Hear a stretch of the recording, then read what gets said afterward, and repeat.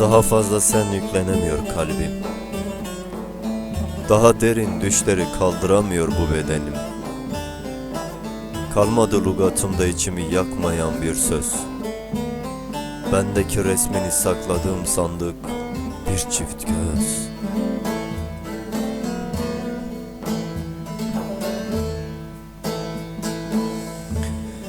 Yar, ekseni değişti artık dünyamın. Ne geceleri uykuya teslim ediyorum düşüncelerimi, ne de sabahları gün doğumlarıyla yeni bir yelken açabiliyorum kurtuluşumuza. Her benle başlayıp senle devam etmek zorunda olan gün dikenli bir dal oluyor bana. Haydi gönlüm, defalarca düş uçurumlardan, kan revan ol ve boşalt içini. Damarlarımdan ansızın geçen ve yara anlamlı kılan ezinci katlet artık. Bitir bu sonsuz şiiri, son bulsun ağıt tadındaki sevgi söylemleri. Yar, yüreğimdeki hissini başka bir yere sevk et hadi. Ah yar ah, gün gün mısralar döktün içime. Yüreğimi sana dair söylenmiş mısralarımla yıkadım. Ben hep sana uzaktım.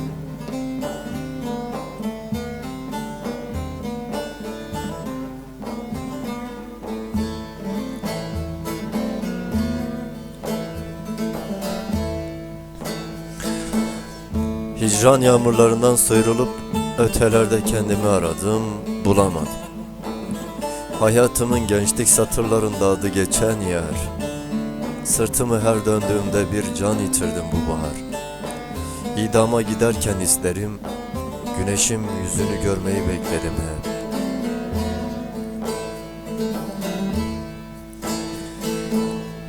Kalemi kırık bir aşkı mühürledim yüreğime. Unuttum diye haykırırken bile unutmadığımız patlıyordum kendimi. Yoruldum yar, yoruldum. Bütün kapılarımı kapatmaya hazırlanıyorum gönlümün. Kimliğimi hediye edip bu şehre ezici bir karanlıkta kaybolmak istiyorum. Ansızın içime düştüğün günden beri ayakları burkuldu ömrümün. Ve ben her gün bir daha ölmek için uyanır, paslandı gözlerim. Sen kendin için kal yar, kal. Bu defa sürgünlere giden yüreğime bedenimi de eklerim. Bağdat olurum, yıkılırım kurşunlara. Filistin olurum, kalırım duvarlar arasında.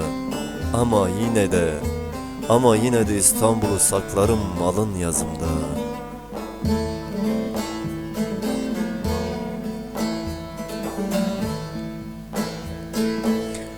Nerede olursam olayım unutma yar. Yarın yeni bir gün ve her yeni günde olduğu gibi senle ölüme hazırlanıyor gönlüm.